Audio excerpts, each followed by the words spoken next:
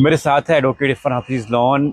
जिस तरह इन्होंने आर्टिकल C-70 पे सुप्रीम कोर्ट में बातचीत की और आपने देखा भी होगा किस तरह इन्होंने CGI से उस पर बातचीत की, आर्टिकल C-70 पे अपनी दलील पेश की। आपका बहुत बहुत स्वागत है। शुक्रिया मसूद साहब आपका वो भी। 370 पे जो आपने सुप्रीम कोर्ट में आर्ग्यूमेंट्स किए आपने और उस पर तमाम चीज़ें पेश की, किस तरह 370 को हटाया गया। तो आपको लगता है कि जो इतनी लंबी डिस्कस चली, वहाँ पे आर्ग्यूमेंट्स हुए, उसके बाद सरकार की तरफ से भी उस पर बहसबाजी की गई, तो आपको लगता है कि जो आपकी जिस जिस जिस मकसद से आप 370 के लिए गए थे वो मकसद पूरा हो सकता है? देखिए मसूद साहब, मैं आपको यही कहूंगा कि आपके पास ऑप्शन क्या है। You have to leave no stone unturned. आपको हर मुमकिन कोशिश अवामी सतह पे भी और कानूनी सतह पे भी, we have faith in judiciary.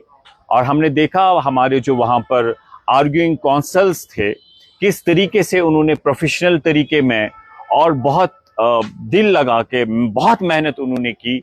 और जो पिटिशनर्स का केस था, जम्मू कश्मीर के अवाम का जो केस था, उसे सामने रखा और पूरा जो देश है और सब लोग एनलाइटन हो गए कि क्या हुआ है कश्मीरियों के साथ, क्या जुल्म और ज्यादती हुई है, क्या कानूनी तौर अगर कश्मीरी लोग कहते कि ये गैर जमहूरी था, गैर आईनी था, लोगों ने उस बात को समझा।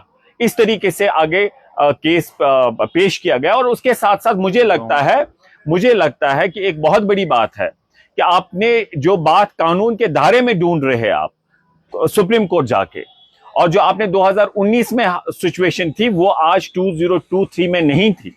जिस तरीके से आपने देखा कि देश भर के लोग, चाहे लीगल फ्रेटर्निटी से लोग हो, चाहे बाकी सिविल सोसाइटी से लोग हो, जो कहते थे कि जम्मू कश्मीर के अवाम के साथ नाइंसाफी हुई है, इनके साथ इंसाफ होना था। ये 2019 में ऐसी बात नहीं होती थी, क्योंकि एक ऐसा नैरेटिव क्रिएट किया गया था कि जम्मू कश्मीर समस्या को अगर सुलझाना है तो यहां पर 370 को आप भंग कर दीजिए, वहां पर आप इन सबको जेल में डाल दीजिए और 370 को खत्म करके आपने कश्मीर समस्या को सुलझाया। इरफान साहब जी, इससे पहले ये नैरेटिव उन्होंने किया था, इसलिए लोगों को लग रहा था शायद बीजेपी सही बोल रही है, लेकिन आज की डेट में वो एक्सपोज हो गए हैं।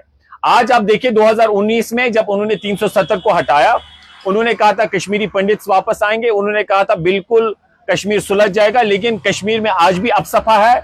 यहां पर आप श्रीनगर में बैठे, पूरे वादी में यहां पर डिस्टर्ब्ड एरिया एक्ट है, बच्चे हमारे नौजवान जेलों में हैं, हमारे सोशल एक्टिविस्ट वकार भट्टी साहब जेल में हैं, हमारे यहां पर आज की डेट में भी अनलॉफुल एक्टिविटीज PSA में लोगों को बुक किया जा रहा है। जी, तो कश्मीर 370 के हटने के बाद जो है हालातों में जो इस तरीके से बीजेपी का कहना वो सही नहीं है। आप मुझे बताइए, आप वकील भी हैं, आप DDC भी हैं, अब मुझे बताइए कि 370 के बाद जम्मू कश्मीर में पत्थरबाजी होती थी, वो बंद हुई? उसे मानते हैं? देखिए, आप एक आइसोलेशन में बात नहीं कर सकते हैं।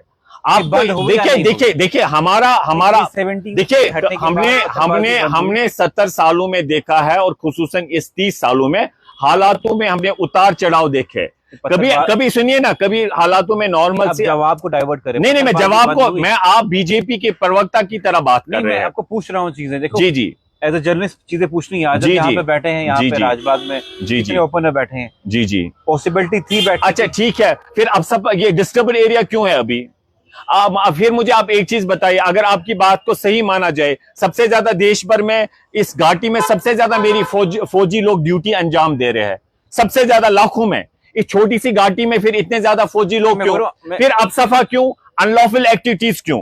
अरे देखिए, ये बात नहीं होती है। आप मुझे बताइए, ये कहां का लोकतंत्र है कि आप फैक्स की मशीन को कहते चल नहीं रही है, पॉलिटिकल पार्टीज कह रही है हम सरकार बनाएंगे, अब असेंबली को भंग कर देते हैं।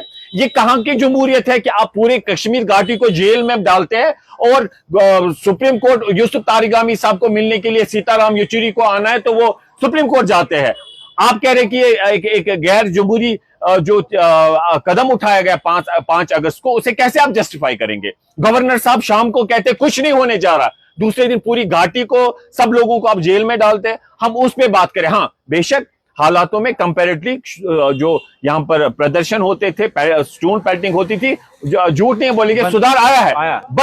बट जो आपने गैर कानूनी, गैर आईनी कदम उठाया, ये एक इंसिडेंट कम होने से उसे आप जस्टिफाई नहीं कर सकते। वो मंगल सिंह का डाका था, हमें मानते हैं और हम अपने राइट्स के लिए पूरे देश में जाएंगे। यहां के लोगों से भी गुजारिश करता हूं पूरे मुल्क के साथ जुड़िए और हिंदुस्तान के आईन में, गांधी जी के देश में लोकतंत्र तरीके से आप जाइए और अपने हुकूक के लिए लड़िए, जो संविधान में संभव है, जो बातचीत से संभव है, जिसे मैं मानता हूं जहां पर हमारा प्राइम मिनिस्टर हो, हमारा सदर रियासत हो, यहीं की नौकरी हो, यहीं की जमीन हो, 370 हो, अपना झंडा हो, जो 53 में लगभग हमारे पास था, वो पॉसिबल है हिंदुस्तान के लोकतंत्र में, हिंदुस्तान के कॉन्स्टिट्यूशन में, फेडरलिज्म में। उसके लिए हम जम्मू कश्मीर के अवाम को लड़ना चाहिए और इनको बताना चाहिए कि वाजपेयी जी ने कहा था इंसानियत, जमहूरियत, कश्मीरियत के दायरे में इस समस्या को हल करना है।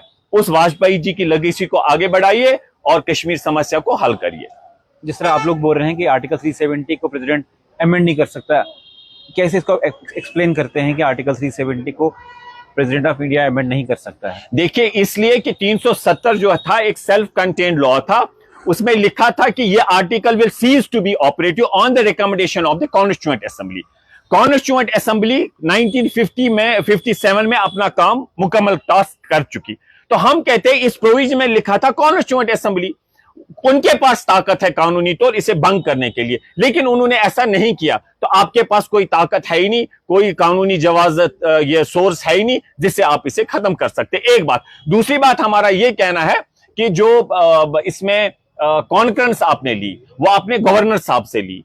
हम ये कहते हैं कि जो कॉन्फ्रेंस देनी है, जो 370 में लिखा है, आप पढ़िए उसी प्रोविजन में, वहां लिखा है कि कॉन्फ्रेंस जो है गवर्नमेंट को देनी है, लेकिन government means on the aid and advice of council of ministers. हम कहते हैं जिस दिन आपने ये कॉन्फ्रेंस गवर्नर साहब से ली, यहां तोड़ फोड़, संविधान, हमारे हुकूकों को खत्म, हमारी आइडेंटिटी पे हमला, हमारा झंडा खत्म करना, आईन खत्म करना, 370 खत्म करना, जो कॉन्फ्रेंस आपने ली वो कॉन्फ्रेंस किससे लिया आपने? गवर्नर से। जबकि कानून कहता है it should be, it must be, ये कॉन्स्टिट्यूशनली मैंडेटरी है कि ये it should be by the council of ministers, duly elected government. This is the spirit of 370। तो इन्होंने खुद से किया, राष्ट्रपति साहब के पास पावर्स नहीं थे। और उसके साथ साथ मैं देख रहा था जो आज का 370 है इंडियन कॉन्स्टिट्यूशन में, ऑल टुगेदर कोई उसमें वो जो एम एंड ऑब्जेक्ट था 370 को यहां अप्लाई करने में, उसमें प्रोविजन था कि इंडियन कॉन्स्टिट्यूशन यहां अप्लाई होगा। उसमें एक प्रोविजन मेंशन किया गया था कि जो इंस्ट्रूमेंट ऑफ एक्सेशन है, जो उस पे सब्जेक्ट्स है, उन पे हिंदुस्तान खुद से बनाएगा। Jurisdiction of parliament limited to दो subject mention in the instrument of accession. जो एक्सेशन में लिखे थे उनका जुरिडिक्शन वो खुद कर सकते, उसमें खाली कंसल्टेशन हमें पूछना था। लेकिन उसके अलावा जो आपके पास यहां हिंदुस्तान का आईन आता, उसके लिए उनको कौन करना चाहिए? ये एक मैकेनिज्म था 370 में, वहां की यहां की हुकूमत देगी। इन्होंने क्या किया, आज की डेट में जो 370 है वो एक बिल्कुल एक नया, उधर लिखा है ऑल प्रोविजंस अप्लाई टू यहां, और एक तरीके से उन्होंने इंडियन कॉन्स्टिट्यूशन में उस दिन अमेंडमेंट की। किसने? प्रेसिडेंट ऑफ इंडिया ने। ये आप समझिए, लोगों को लगता है कि पार्लियामेंट ने कोई अमेंडमेंट की है। जो बीजेपी कहता था हमें सत्ता दो, हमें नंबर्स दो, हम भंग करेंगे 370 को, ऐसा नहीं हुआ। आप रिसर्च करिए। ये राष्ट्रपति ने एक प्रेसिडेंशियल ऑर्डर जो है, दो ऑर्डर आए, CO72, CO73, president of India ने 370 को वो किया है ऑपरेशनलाइज, और इंडियन कॉन्स्टिट्यूशन में अमेंडमेंट की है। जो आज का 307 है ना इंडियन कॉन्स्टिट्यूशन में, मसूद साहब ये रिसर्च करिए, जो आज के डेट में, वो पता कैसे वजूद में आया वहां पर? कैसे वो हिंदुस्तान की पार्लियामेंट ने 368 में अमेंडमेंट नहीं की है, वो प्रेसिडेंट साहब ने किस में डाला है? Indian constitution, which is unknown to law. और बीजेपी का हमेशा कहना था भाई प्रेसिडेंट नहीं कर सकता है अमेंडमेंट, तो आज उन्हें यू टर्न ले लिया। मैं ये कहना चाहता हूं, एक peace loving citizen, one who believes in the constitution, मैं ये मानता हूं कि हमें बहुत इससे यहां एलिनेशन हुई है, डिसअफेक्शन हुआ है। दिल में पीपल आर वेरी एंग्री। और आप देखिए लोग किस तरीके से पूछते हैं आपसे, बाकी लोगों से पूछते, बताइए क्या हमसे इंसाफ होगा? मिलेगा वापस हमें जो हमारे हुकूक है? अब जाइए और कीप योर हैंड और your heart and tell me यहां लोग क्या कह रहे हैं, क्या has मिला इंसाफ? और आप कहते हैं कि लोगों को यहां कोई कंसर्न नहीं है। आप मुझे, लोग जज्बात से, उनके इमोशंस भी इसके साथ जुड़े हुए। जो झंडा आपका था ना यहां पर जेके कॉन्स्टिट्यूशन में, उसके साथ आपके इमोशंस है। कल कोई बताएगा ये झंडा क्या देता, आपको छीन लेंगे, नहीं। बेजमीर कौम भी अगर होगा, उनको भी अपने झंडे के साथ जज्बा है। ये जिंदा कौम है, इन्होंने हमेशा सैक्रिफाइसेस किए। और हम कोई चीज संविधान के दायरे के बाहर नहीं मांगते हैं। हम इस मुल्क के लोगों से प्यार करते हैं। हमें पता है कनन गोपीनाथन जैसे लोग यहां पर है। जम्मू जी सुनिए, सवाल यह है कि कश्मीरी नेता सुप्रीम कोर्ट में तमाम थे, जम्मू का कोई भी नेता सुप्रीम कोर्ट में नहीं था, तो क्या मान के चले सिर्फ कश्मीरी 370 चाहते हैं, जम्मू वाले भी चाहते हैं? देखिए आपने क्या देखिए आप ये गलत इंटरप्रिटेशन ना करें। जम्मू सूबे से बहुत से लोग थे जो सुप्रीम कोर्ट में थे, जो पॉलिटिकल पार्टीज थी, उनकी बेस जम्मू में भी है, उनकी बेस कश्मीर में भी है। और उसका मतलब ये हुआ वहां पर जम्मू से भी और कश्मीर से भी लोग चाहते हैं, और लद्दाख से भी, कि हमें इंसाफ मिले। न कि खाली 5 अगस्त का मैं मानता हूं, ठीक है, ये सुप्रीम कोर्ट तक है। हमें उम्मीद है कि it will be decided on the merits. हम कोई प्रीजज नहीं कर सकते हैं। We have faith in judiciary. लेकिन मैं समझता हूं जो इससे पहले भी हमें एरोजन्स हुए, हम सबको तैयार रहना चाहिए कि हम सारे लोग मिलजुल के पुरअमन तरीके से पूरे देश में घूमें। सब पॉलिटिकल पार्टी से, बीजेपी से भी, जो सत्ता में लोग हैं, विपक्ष से भी, उन्हें कहिए कि हमें संविधान के दायरे में हमें अपने हुकूक दे दीजिए, उनकी बहाली करिए। आपने गलती की यहां के प्राइम मिनिस्टर को गिरफ्तार करके 1953 में, आपने गलती की यहां पर 65 में प्राइम मिनिस्टर और सदर रियासत को चेंज करके, भले ही यहां की असेंबली से करवाया आपने गलती की 5 अगस्त को। और क्योंकि मैं लोगों से कभी पूछता हूं, भाई हमने क्यों एक रिजेंटमेंट दिखाई? हमें जो था 53 में वही रिटेन करना था। हमारे लिए बड़ी अचीवमेंट होती वो, अपना प्राइम मिनिस्टर, अपना सदर, अपनी इंटरनल ऑटोनॉमी, वाह। लेकिन वो कहते हैं कि इनकी नीयत सही नहीं थी, सरकारों की। हम देश के लोगों की बात नहीं करते हैं। वो कहते हैं, करण सिंह कहते हैं, मैं कहीं पुस्तक की लिखूंगा, दिल्ली वालों ने गलती की। और वो एग्जाम्पल्स देखे 53 में प्राइम मिनिस्टर को गिरफ्तार किया, सरकार को डिसॉल्व किया, और उसके बाद 65 में इन्होंने यहां पर क्या किया, किस तरीके से प्राइम मिनिस्टर नॉमेनक्लेचर किया, आहिस्ता आहिस्ता कैसे एरोजेंस इन्होंने किया। तो कहीं ना कहीं दिल्ली वालों की भी नीयत सही नहीं थी। इसलिए कश्मीरी लोगों को, जम्मू कश्मीर के अवाम को ही मत आप दोषी माने। कहते हैं कि भाई इन्होंने क्यों झगड़ा शुरू किया, इन्होंने क्यों। बहुत सारे लोग, हम जैसे लोग हैं कि जो पुरअमन तरीके से, बहुत सारे, एक बहुत बड़ी तादाद जो अमन की बात करते हैं, जो बातचीत से टेबल पे आके बात। सवाल ये है कि मेरा हमेशा सवाल ये रहता है कि 370 हटाया, अगर बीजेपी ने 1 या 2 क्लॉज उसको एब्रोगेट किया, कोई इशू नहीं है, लेकिन 370 को खोखला किसने किया? आप भी एक वकील है, क्या आप भी उन्हीं जो रीजनल पार्टीज है उनकी तरह इस चीज पे पर्दा डालेंगे कि बिल्कुल? देखिए, बिल्कुल नहीं मसूद साहब। कौन रिस्पॉन्सिबल है इस चीज का? मैं नहीं, मैं हमेशा कहता हूं एज ए कॉमन सिटीजन, यहाँ का रहने वाला शहरी, हम एज ए अवाम भी रिस्पॉन्सिबल है कि हमने इनको जवाबदेह नहीं बनाया। जब 65 में हमें ये ऑटोनॉमी छीनी गई, प्राइम मिनिस्टर और सदर को खत्म किया गया, हमने कोई बात नहीं की। जब यहां पर 53 में प्राइम मिनिस्टर को गिरफ्तार किया, हमने नहीं किया। हम इमोशनली कुछ बातें उन पे फोकस किया।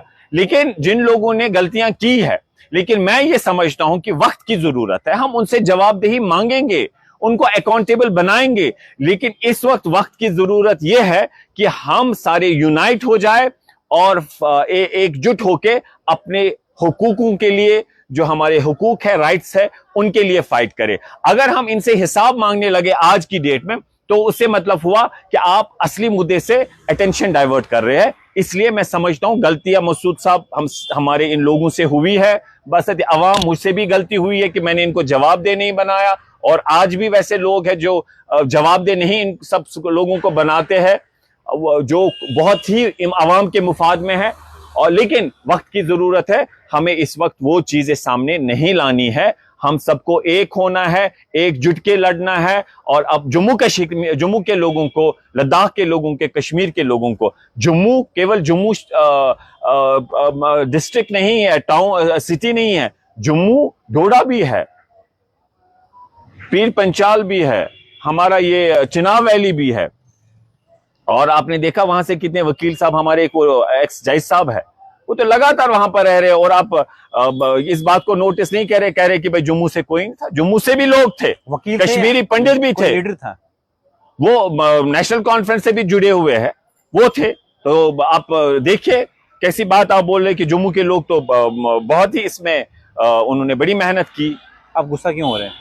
गुस्सा नहीं मैं हो रहा हूं, I just at times emotional हो रहे हैं मसूद साहब। हर घर में यहाँ मातम, रहा है, वो कौन सा घर है डायरेक्टली और इनडायरेक्टली इफेक्टेड नहीं हुआ? मेरे वालिद साहब थे, 7वीं में पढ़ता था, वो गोलियों के शिकार बने, ही वॉज असैसिनेटेड। एंड हर घर घर की ये कहानी है। और उसके बाद आप कहते हैं कश्मीर में तो हालात ठीक है ना, 1 लाख लोग मारे गए। आज फिर हालात ठीक है।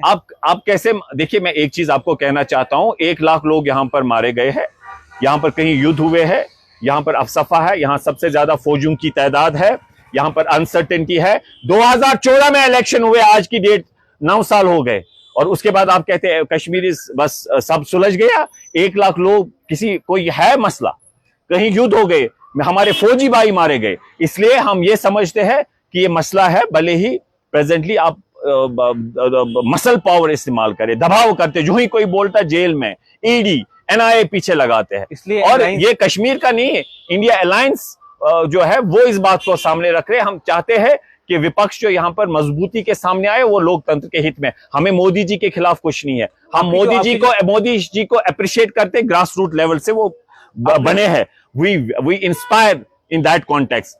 लेकिन हम चाहते हैं, मैं बार बार कहता हूं, मोदी जी एक स्टेट्समैन बने, पूरे विश्व में नाम कमाए, जम्मू कश्मीर के अवाम के साथ इंसाफ करे, और हमारी बात है हिंदुस्तान के आईन में हम हल चाहते हैं। अब मुझे बताइए, जब पीएचडी की सोच है, पीपल अलायंस फॉर बुखार डिक्लेरेशन, आप उसका हिस्सा नहीं बने, हालांकि वो भी यही सोच रखते हैं, आप क्यों नहीं उनसे मिले?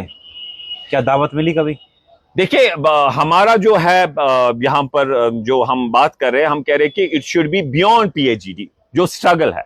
पीएचडी वाले जो है दे टेक लीड, लेकिन हम चाहते हैं कि हर किसी को इसमें आगे लाया जाए। It's not confined to 2 political parties और 3 political parties. We request them, just make it a public movement, make it a public moment. There must be a greater participation, and right now these political parties, be it NC, PDP or other parties, even जो PAGD से बाहर भी है, हम उनको कहते हैं कि this time don't be a politician. Politician means if you are confined, अगर आप सिर्फ electoral benefits के बारे में सोचते हैं, right now be a statesman, be a leader.